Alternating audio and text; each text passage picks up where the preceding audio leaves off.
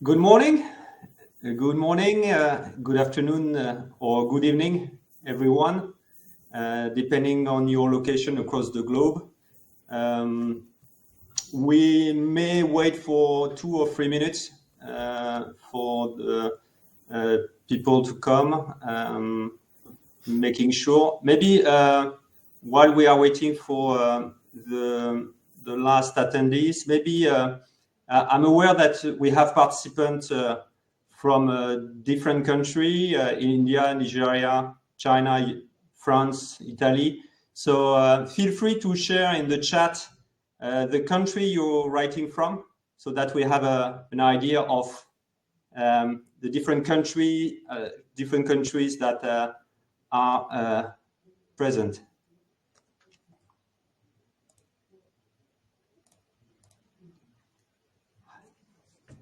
Hello, Ireland.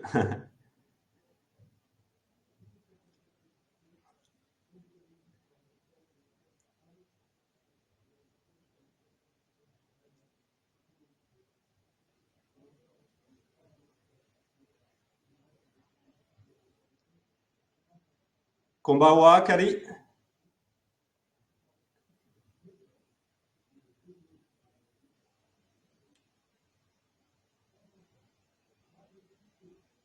Good morning, Chad, Jonan, Nigeria.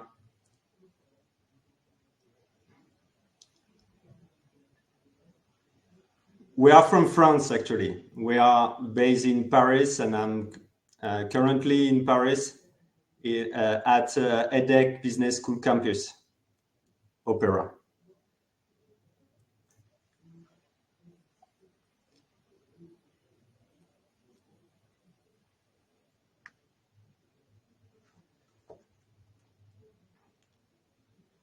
So I guess we have a pretty wide representation of different countries across the globe.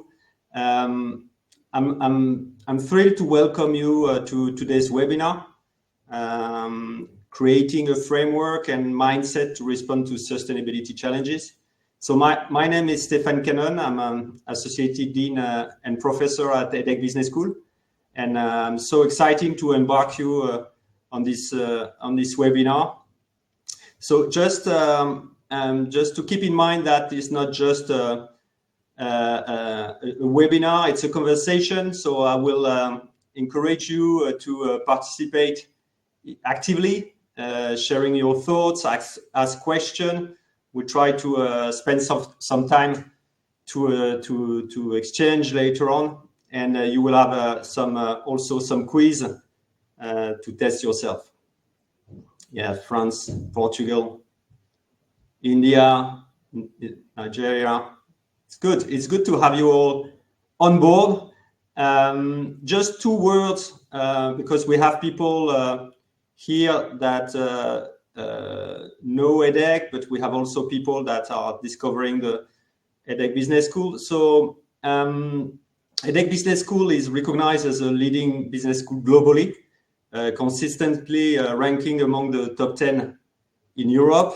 Our executive MBA program is ranked among the top 30 in the world, and our full-time global MBA in the top 50, according to the latest Financial Times ranking. So a prestigious business school. And EDHEC is also recognized for its commitment to education and sustainability. We are ranked 3rd worldwide for ESG, so environmental, social, and governance education, for the 2nd year in a row, also by the Financial Times. So important topic, important subject we will talk about. We are now a bit more than 30 people. 34. We have. I guess we should start. We should start now. So as I was saying, sustainability is now at the core of the business issue. In today's rapidly evolving world, sustainability is no longer a buzzword. It's a fundamental imperative for business to thrive. ESG, so the environmental, social, and governance factors that underpin sustainability are not just external consideration. They are now deeply intertwined with the very fabric of businesses and society we serve. So sustainability now has become really, really important for the corporate world. And why corporate social responsibility, as we say, CSR initiatives, have gained visibility in recent years. The question remains, though, are we truly integrating sustainability into the core of our business model? Are we going beyond mere greenwashing and embracing a sustainable mindset that provide every aspect of our operation? So I think the question now is not why we should consider in business, why we should consider sustainability, but the question is now how we do it and how company embrace those challenges. The agenda I propose you is first clarifying our understanding of corporate sustainability, because we tend to use different words for different meanings. So it's important that we state exactly what we mean by sustainability and by corporate social responsibility. We spend some time on how we may embrace with impact for impact mindset, and we'll see why it's important to assess corporate social responsibility initiatives. And the third point is how, and I will propose a comprehensive business transformation framework that companies may use to implement sustainability into their strategy. So when we talk about sustainability, well, this is a word that is clearly defined and at first by the World Commission on Environment and Development in 1987 as meeting the needs of the present generation without compromising the ability of future generation to meet their own needs. It is clearly how we combine long-term and short-term goals, and how do we balance economical, environmental, and social consideration to create long-term value. So usually sustainability is bound with these three pillars: social, environmental, and economical matters. And it has been also declined into 17 sustainable goals by the UN as a guideline for corporation to follow. Yet corporate work clearly face a multitude challenges regarding sustainability. For sure, we are just out of the COP28, and the climate issue are clearly at the top of the corporate risk to consider, but also everything related to a loss of natural ecosystems and biodiversity, and resources scarcity, such as water, sand, and many minerals and metals. But also we thrive with poverty, security, health and well-being, education, and social inclusion that need to be considered also as a clear challenge to tackle. However, we cannot take each issue as a part.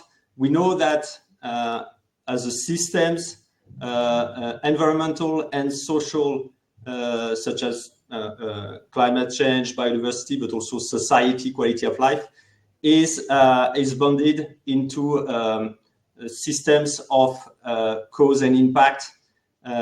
So we cannot just take out one subject out of the global sustainability challenge, such as carbon, like climate change. We have to consider, and companies need to consider all aspects as a whole, and to consider in their objectives. When we talk about responsibility, sustainability, ESG, we tend to use words in a different way. So it's important here to clarify: are we talking about responsible business? Are we talking about sustainable business? Or are we in line with ESG? Or what does it mean, make an impact? So I'd like you to consider, to position yourself on the first definition, such as corporate social responsibility. Do you think that, and you can answer, this is a multi-answer quiz, you can answer into the chat. Do you consider that corporate social responsibility refers to a philanthropic approach where businesses engage in charity activities to enhance their public image? And or do you consider it as the integration of social and environmental concerns in business operations and interaction with stakeholders? And or voluntary initiatives taken by companies above their legal obligation to addressing and managing its social, environmental, and ethical impacts on society, and or implementing tactical initiatives to enhance corporate image without influencing core business strategies. So waiting for your answer. Again, it's multiple answers possible, so it can be either 1, 2, 3, and 4, or part of them. So I'll let you think about this for a few seconds. In the chat, clearly we have people that have already followed some course in sustainability. So, but interestingly, number 3 and number 2 are clearly ahead, and waiting maybe for the last answers. But yes, the right answers are number 2 and number 3, both of them. So it's important to take this in account, as corporate social responsibility are not just respecting the law. Okay, it's beyond that. Corporate social responsibility are the voluntary initiatives taken by companies above their legal and social obligation that integrate social and environmental concern into their business operation and interaction with their stakeholders, according to Professor Darrell's definition. So here it states clearly that when we talk about CSR, we are not just talking about compliance. We are talking about initiatives that taken by companies above their legal obligation to give back to society somehow, and to do a more responsible business. ESG now, and I know, and according to the Google search metrics, we know that ESG is really important in a search. But what does it refer to? Does it refer to a set of criteria used to assess a company performance in environmental, social, and governance aspects, and or incorporating environmental and social factors into decision making with a focus on maximizing shareholder value, or metrics demonstrating corporate responsibility, and or a framework used by investors and stakeholders to evaluate a company's sustainability and ethical practices?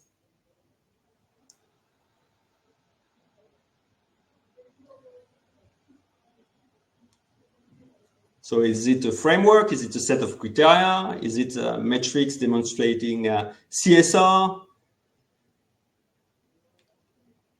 And I guess there's no much debate. So it's good to know we have people already very aware of those definitions. Yes, you're right for Nicolas and so on. It's a good answer. It's 1 and 4. So when we talk about ESG here, we are talking about a set of criteria, but also a framework used by investors and stakeholders to evaluate a company's sustainability. And it's also important for you to consider ESG really as a grid framework to assess each CSR action or initiatives or specific project aim at being more sustainable. When we talk about impact, though, and there is no quiz, but it's important because impact is a type of word we use quite a lot now, and everybody makes an impact basically. But in fact, when we use the word impact, we have to put in perspective with the whole process. And impact are the change, might be positive or negative, by the way, expected or unexpected, but these are changes generated by activities and directly attributable to them, meaning that an impact comes from an outcome of a specific corporate activity. So here, when we assess the impact or CSR initiative impact, it's important to keep that in mind, not to mix up outcome and impact. And for sure, it can be social impact or an environmental impact. So setting the stage and the wording correctly now, the question is how companies accelerate the sustainability transition. How do they put the sustainability at the core of their business, and especially how they operate within their business model? And here, what we find out among the corporate world, it's different approaches from the company facing sustainability challenge. We know that recently, and this is an extract from a survey from Capgemini Research Institute, where we know that most of the executives at the corporate world now have taken in account the sustainability challenge, and they see them as a growth opportunity. And as a growth opportunity, saying that is more, they have now in mind clearly the business case, how to do it. They are able to draft business models in line with their CSR objective. However, despite of these commitment, intention, and so on, it hasn't really translated to increasing investment in sustainability, and maybe because even if they intend to switch and to change their business model, redesigning business model is difficult, especially for existing business model. I'm here talking about mainly big companies, and we can see that most of them haven't changed in the design and the development of their product and services. So meaning they haven't changed their value proposition. And why? Because we know that there are different mindsets into how we consider sustainability. And if we look at the climate strategy, specifically climate strategies, we may see that they tend to have an ambiguous commitment where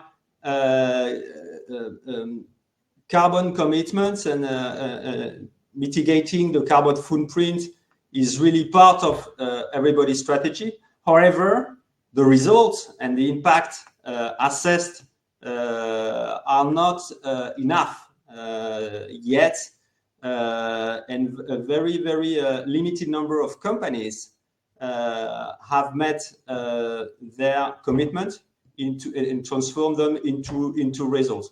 So we know that's not an easy journey for a company to integrate sustainability, and we know that there are two main approaches that we can see within the corporate world. The first one to address the sustainability challenges.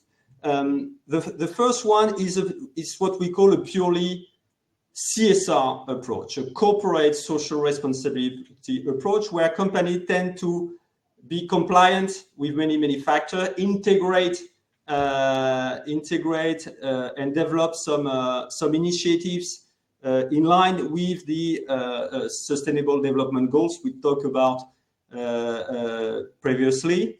Report and being transparent with what they do and translate them into metrics in line in Europe. I'm talking about Europe, but in line with the new regulation, reporting regulation called CSRD, and for sure in line with standards, quality standards such as ISO 26000. Maybe looking for some label like B Corp, accreditation and recognition of what they do, taking in account their stakeholders' inputs, and put them in their priority list. That's one part, but it's a way to consider and to sustainability as a risk mitigation, a compliance way. The idea here is to somehow mitigate their impact, mitigate their footprint as much as they can. And there is a different way to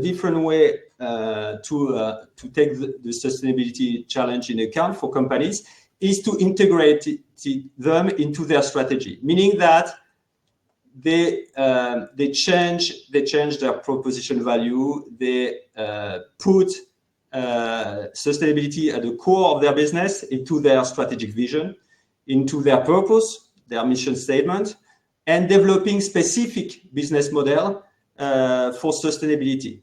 We know that today circular economy, social economy, there are many business models that are considered more virtuous than other, creating social and environmental value beyond economical value. So there are a lot of business model patterns that are also being considered as an overall goal for companies. But for that, you need to change the way you do business. You need to change your culture, your values, and the way you interact with your whole ecosystem. Here, the ideas for sure is to have a common, to develop some CSR initiatives, and at the same time adapting your product and services, going for a more sustainable value proposition. And the idea is for somehow to do both. But here there's a different of mindset you need to consider when you meet a company, when you develop a specific project, is what we may call here on the left, companies with impact, or initiative with impact, meaning that bringing some value, bringing some impact, but without changing the way you do business. And on your right, integrating sustainability into your strategy, meaning for impact, where your overall goal is to tackle a sustainable challenge. Your overall goal as a company is to work toward a better world.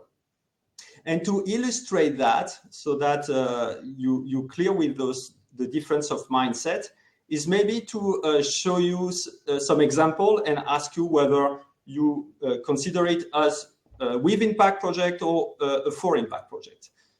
Imagine just a question for you. Imagine a logistics company cuts its gas consumption by 30% by investing in solar panels. Is it for you a with impact mindset or a for impact mindset, if you follow that?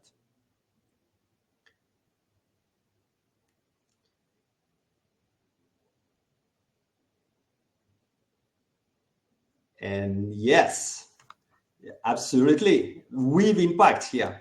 Why with impact? Because the company itself doesn't change its operating model. It doesn't change its business model. It's just trying to mitigate its environmental footprint by, and there is no moral judgment. It's a pretty good move. However, it doesn't change the way they consider their activities. Just they try to reduce their footprint. They try to mitigate their carbon footprint by switching gas heating to solar panels. So definitely a with impact project. Again, not saying it's good or bad. I'm not here to say that, but it's clearly something that focus on mitigating footprint. The second example is, imagine a major sports footwear brand launches shoes made from 50% recycled plastic that comes from ocean. So major sports footwear brand launched shoes made from 50% recycled plastic from ocean. Is it for you with impact or for impact?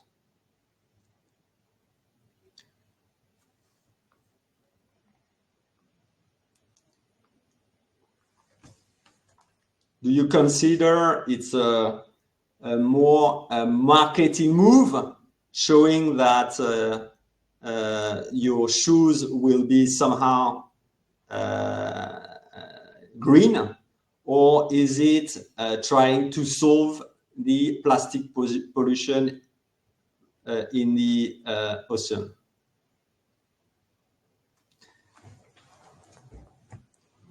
It's more balanced here. So maybe to be clear on the difference between with impact and for impact, because I want to make sure that it's clear. With impact is really a corporate social responsibility initiatives to give back to society, to somehow mitigate their footprint, to show that they are a responsible company. For impact are dedicated on a specific sustainable challenge. The company want to adapt their value proposition. They want to adapt their product and their services to somehow create long-term sustainable value. And here, clearly, and again, it's not because recycled plastic come from the industry or from the ocean. Here, it's more with impact, because here, what you need to consider is, does this company change their production process? Does this company completely change their operating model? If not, and if they don't change the operating model and it's just an additional marketing positioning aspect for customer, right? But it's more with impact than for impact. Another example here. Imagining a printer company is collecting empty ink cartridge from its customer, refilling them and selling them at a 30% discount. Is it for impact or with impact? And yeah, yes, for most of you responding to the question, yes, it's a for impact. Why?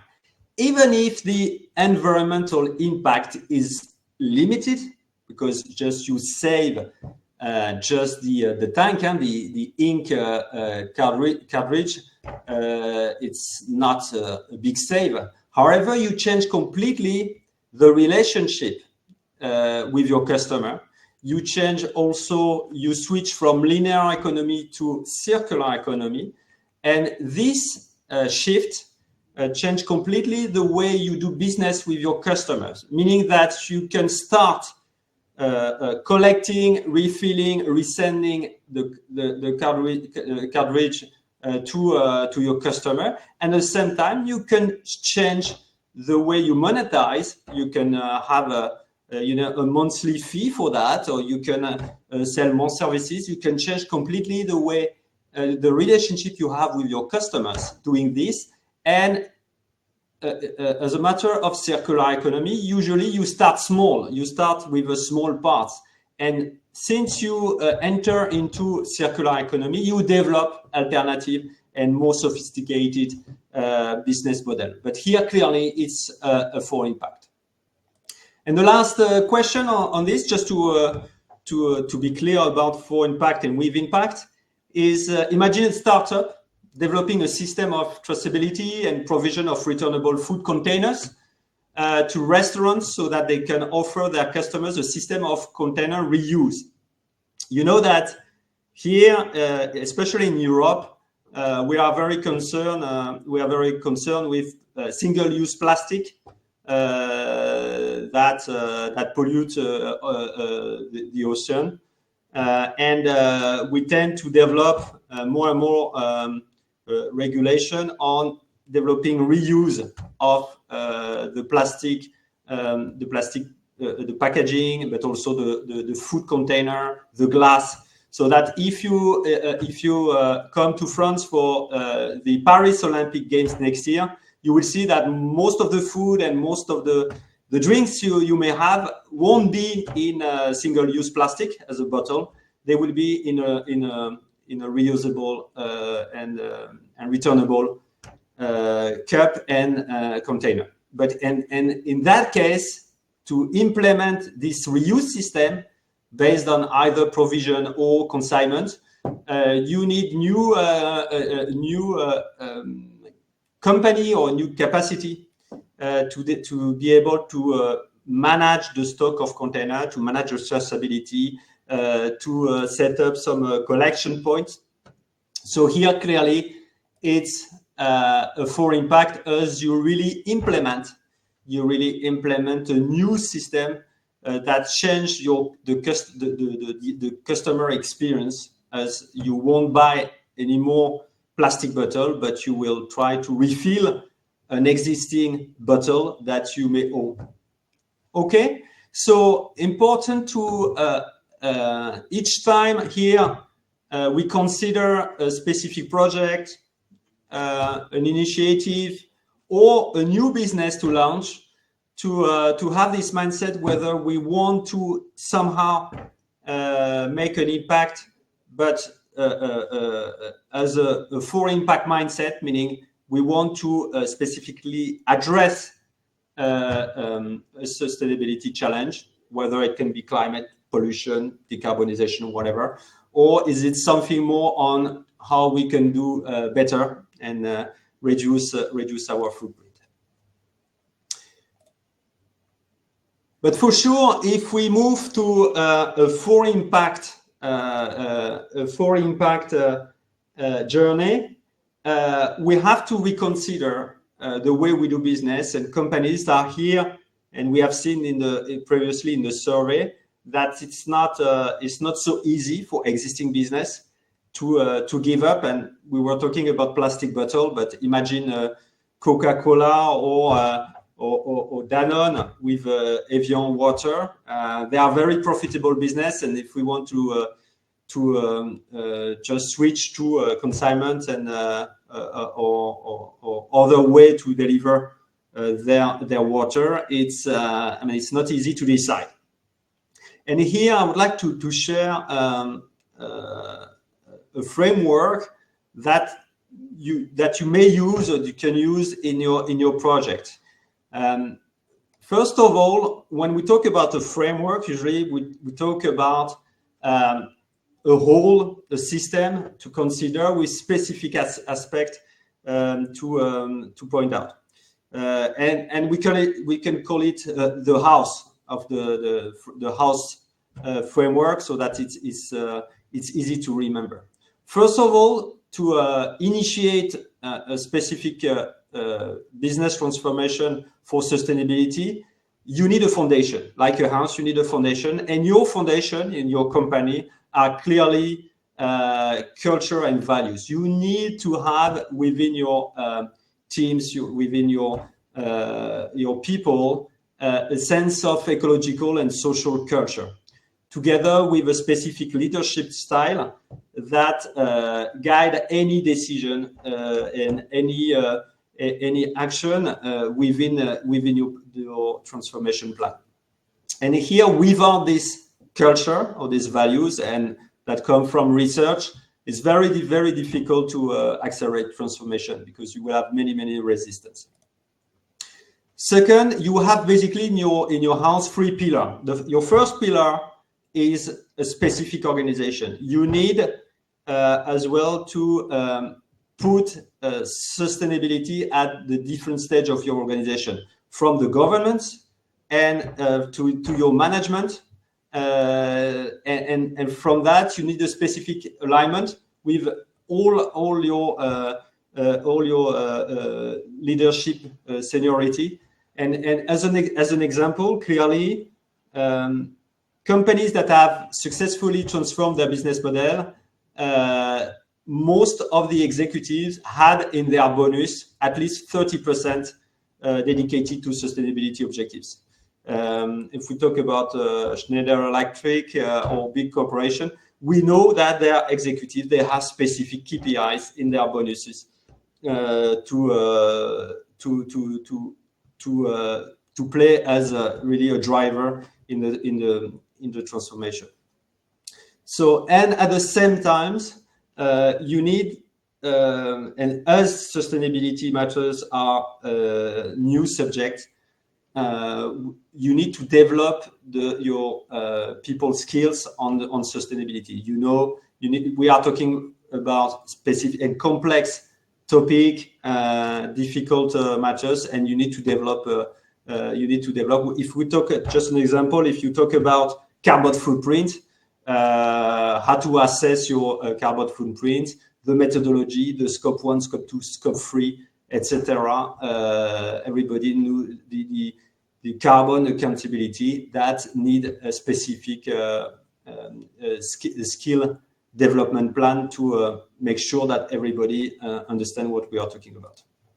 The second pillar is your strategy. And again, here, a 4-impact mindset defined to a strategy as a core of your sustainability objective. So you need to somehow to have your sustainability in your purpose, in your long-term vision, okay?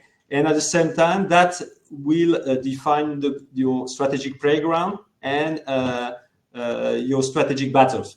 Here, that's typically for executive and for senior manager pretty standard. But still, when we talk about sustainability objective, integrating sustainability into strategy, you need to deal with the complexity of sustainability, meaning you have 3 dimensions. You have the social dimension, the environmental, and the economical dimension. And here, to make decision, it's very difficult to make decision where you create the 3 values at the same time. So you need to arbitrate, you need to decide long-term, short-term, and you need to decide how you balance economical, social, and environmental value. And here, it's very important to have a guide, and your strategy is your guide on that. The third pillar is the fact that a company itself cannot solve the type of problems we face. You need to work in an ecosystem. You need to embark your stakeholder, and you need to work in a specific regulatory environment. We know, especially in Europe, if you come to Europe or work in Europe, you know that we are guided by many rules, European rules in terms of sustainability. There's a lot of framework. And here, setting up a circular economy, you cannot do that alone. So you need to work in systems and in ecosystems. And working in ecosystems, you need to be clear with how dependent you are with other stakeholders, and how you can set up complementaries, meaning that you complement yourself with the other to define your value proposition on a specific common goal. And with those foundation and 3 pillars, you are able to shift and to adapt your first operating model, where you can work on your supply chain, you can work on the value chain, and so forth, and or working on your business model. When we talk about business model here, we talk about how we do business and how we create value. And the first point, how we create value, is the value proposition, meaning that what is the benefit you bring to a specific segment of customer or stakeholder, and integrating sustainability into value proposition is clearly the first step in adapting your business model, and for sure that will also integrate how you innovate, how you develop new products and services. And for what is to make an impact. And here we have seen that making impact somehow is creating change associated to what you are doing. And here there are 2 dimensions. Making an impact, you can make a small impact, but in the right dimension. And here you have talking about the direction is clearly the ESG KPIs. You know that ESG now, the KPIs are defined in some standards.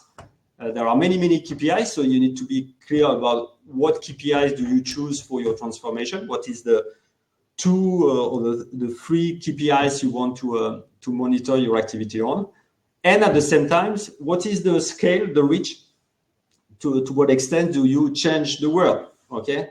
And here, making an impact is also the how many people, to what extent do you change the world today?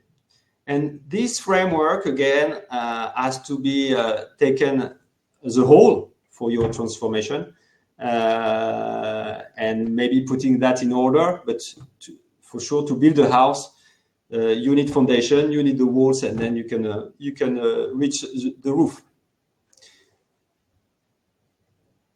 Maybe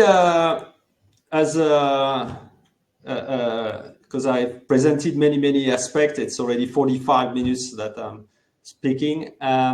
Maybe we can see in the chat whether there are specific questions, or you want to dig a specific topic.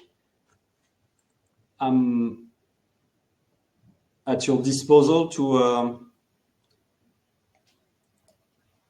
respond to any question you may have. Hi everyone. Yeah, my name is Brigitte. I'm working with Stéphane. Stéphane, thank you for this comprehensive and insightful presentation, helping us build our house of sustainability. I've seen a bit earlier already we had a question from Syed Mohammed, I hope I pronounced your name correctly, from Pakistan, who's asking how political stability can affect business and sustainability. Yeah, and I guess the country where you are, and it's important. Yes, when we consider the environment where we operate and how we belong, the political stability is key. But when we talk about the political stability, it's referred to me two aspects.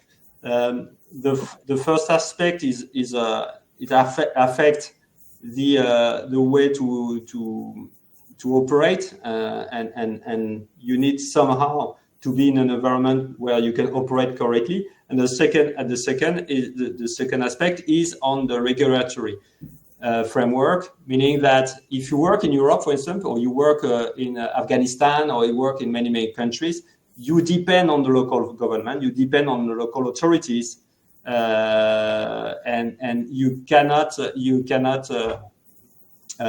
extract from it. So yes, it's you need in business, basically you need first a stable environment where you can anticipate decision, but also and it's moving so fast nowadays.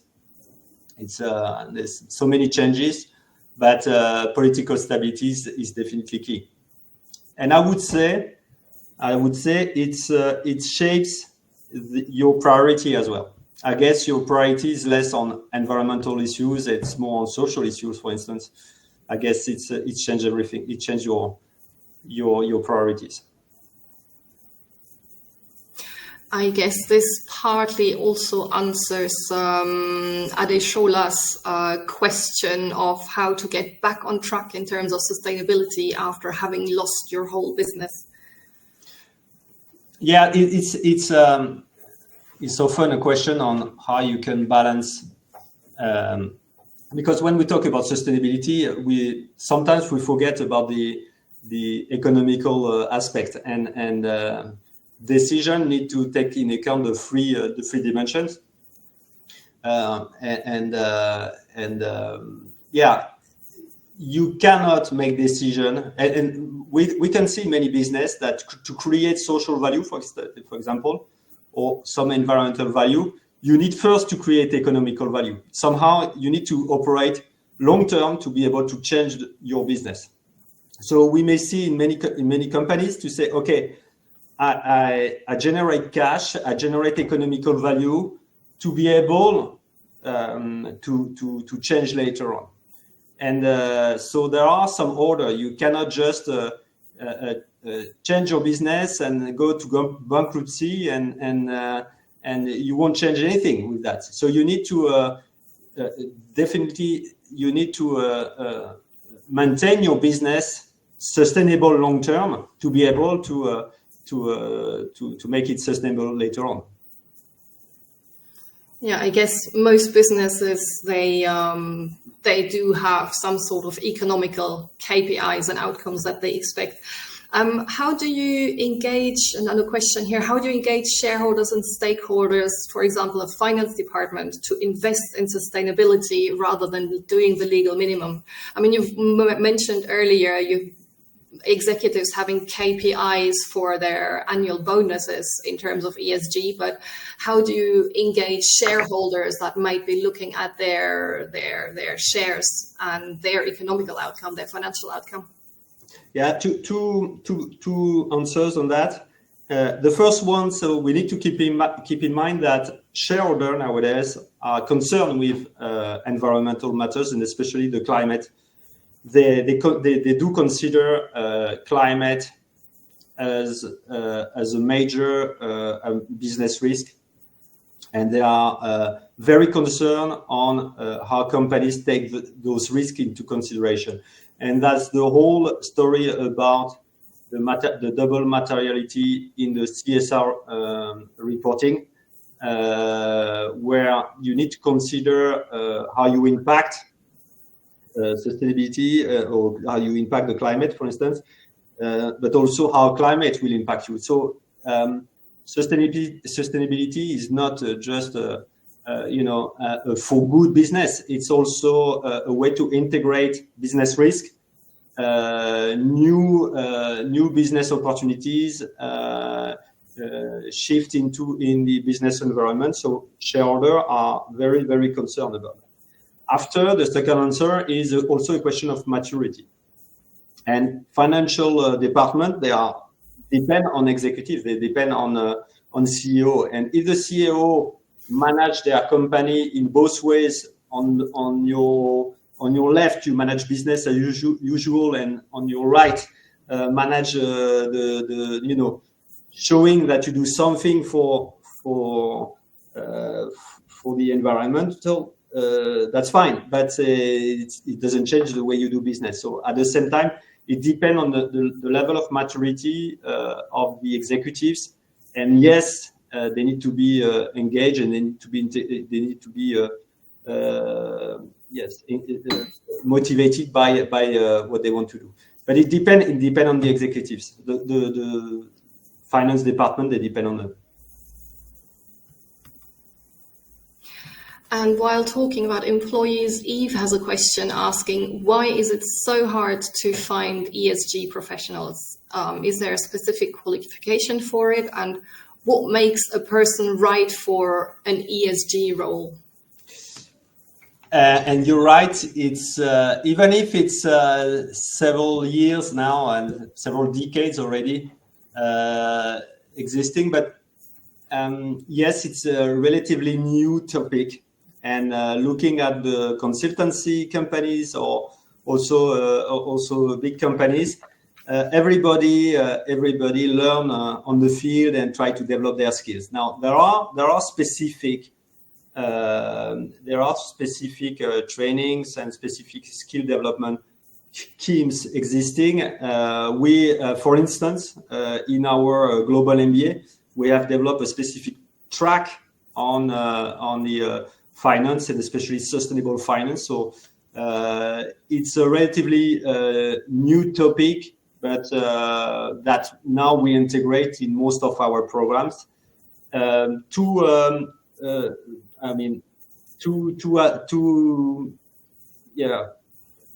scope. The first one is having an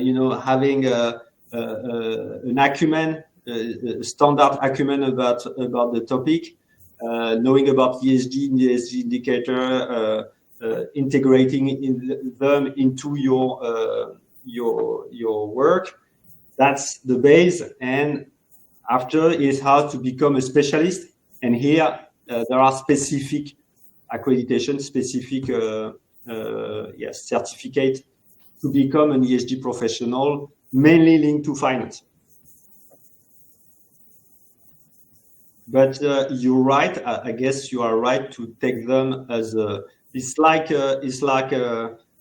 digital skills, digital literacy. There are also sustainability literacy and sustainability skills to develop to adapt to the new business environment.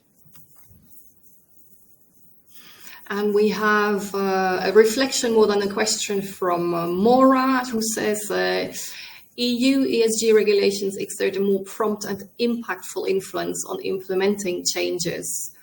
And she's been working in a US company, and to her it's clear that there is a huge disparity in the pace of regulation. What do you think, Stéphane? A global framework, is that going to come? Yeah, I agree with you, Maura. It's like today the outcome of the COP28. Having a common framework, a global framework. At the end, you have something that is very, very minimum. And yes, ideal, but not really feasible.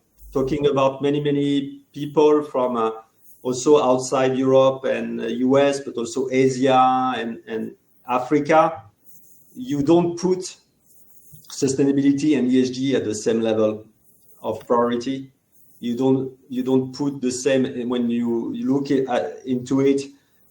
Environmental is more concern in Europe. Social is more concern in US, and we don't. It's very difficult, I think, to globalize the issue. And I personally think that it's good that we move forward in Europe on those questions, but ultimately. We need a common framework to be able to share information and to be transparent, and that's the whole debate about non-financial reporting. Thank you very much, Stéphane. Do we have any more sustainability or ESG related questions from the audience? If not, we can also take the discussion offline. If you have any more questions, don't hesitate to connect with us on LinkedIn with the handle EDHEC Executive Education and MBAs, or on X, former Twitter, with the handle @EDHEC Management, or you can also reach out to us by email. I'm putting our email in the chat if you would like to take this discussion further with any of us. Thank you very much. Thank you very much, Stéphane, and thank you everyone for your engagement. Have a lovely rest of the day, afternoon, evening, wherever you are. Thank you. Thank you.